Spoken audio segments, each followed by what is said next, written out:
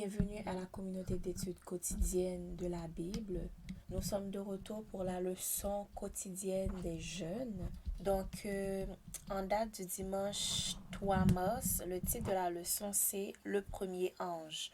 On nous invite à intérioriser ces paroles. Le message des trois anges d'Apocalypse 14, versets 6 à 12, c'est le dernier avertissement de Dieu au monde. Et on voit que ça a toujours eu une grande importance pour l'Église adventiste. Cependant, le message du premier et du second ange lui a fourni un puissant impératif moral pour s'opposer à l'esclavage. Nous nous focaliserons tout d'abord sur le message du premier ange, puis examinerons le message du second ange plus loin dans la leçon de cette semaine. Donc, premièrement, le message du premier ange commence avec un commandement. Craignez Dieu. On trouve ceci dans le verset 7. Même une étude rapide de la Bible montre qu'une personne qui craint Dieu ne pourra jamais opprimer un autre être humain ou profiter de lui. La crainte de Dieu conduit un vrai croyant à traiter les autres avec gentillesse, même quand il pourrait aisément les maltraiter ou les tromper. Par exemple, nous devons faire preuve d'une attention particulière envers les handicapés et les personnes âgées. Tu ne maudiras point un sourd et tu ne mettras devant un aveugle rien qui puisse le faire tomber, car tu auras la crainte de ton Dieu. Je suis l'Éternel, tu te lèveras devant les cheveux blancs et tu honoreras la personne du vieillard. Tu craindras ton Dieu, je suis l'Éternel. Lévitique 19, versets 14 et 32. La crainte de Dieu,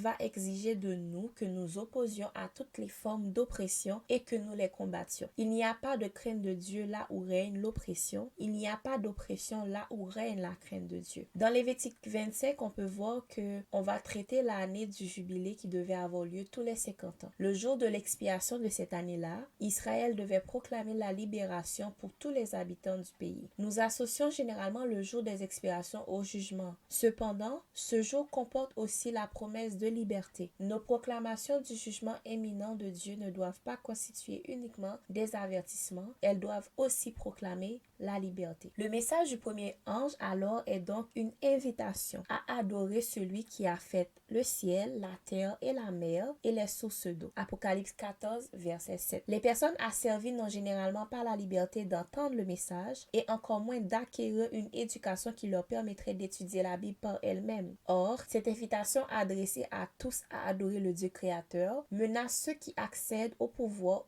en opprimant les autres. Les esclaves en Amérique devaient obtenir la liberté avant de pouvoir se réunir pour le culte et se reposer le jour du sabbat, conformément au commandement. L'opposition à l'esclavage était une partie nécessaire de la proclamation du message des trois anges par les premiers adventistes. L'œuvre des trois anges restera incomplète tant que le message n'aura pas atteint le monde entier, soit toute nation, toute tribu, toute langue et tout peuple. Ce mandat divin l'emporte sur toute loi humaine visant à interdire à certains groupes de personnes d'entendre le message. Aujourd'hui, nous devons tous, comme l'ont fait nos pionniers adventistes, aider activement ceux qui ne peuvent pas obtenir par eux-mêmes l'autonomie et les ressources nécessaires à l'étude personnelle de la Bible. Donc, par rapport avec ça, une manière d'intérioriser, ce serait de réfléchir pour voir comment est-ce que nous, en tant qu'adventistes ou en tant que chrétiens, nous avons un rôle à jouer en ce qui concerne le respect d'autrui, en ce qui concerne la liberté des autres personnes, en ce qui concerne la suppression de l'oppression dans notre entourage, que ce soit au travail, dans nos familles,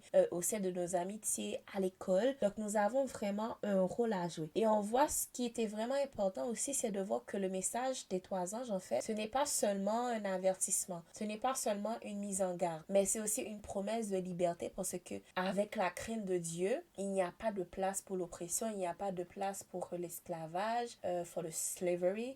Tout le monde a droit à la liberté et tout le monde a droit d'être libre. Donc c'était la partie du dimanche 3 mars, où on mettait vraiment l'accent sur le message du premier ange et on voyait vraiment le parallèle entre ce message-là et le fait que nous ne devons pas supporter l'oppression, nous ne devons pas encourager l'oppression. Au contraire, nous devons nous battre pour que tous soient libres et ainsi, tous auront la chance d'entendre parler de Dieu et d'exprimer leur foi correctement. Donc, c'était la leçon 9, qui avait pour titre « La lutte contre l'esclavage ». Je donne rendez-vous demain pour continuer, à étudier cette leçon qui est vraiment intrigante. Merci d'avoir participé avec nous à la communauté d'études quotidiennes de la Bible. Que Dieu continue à vous bénir et je vais continuer de prier pour vous.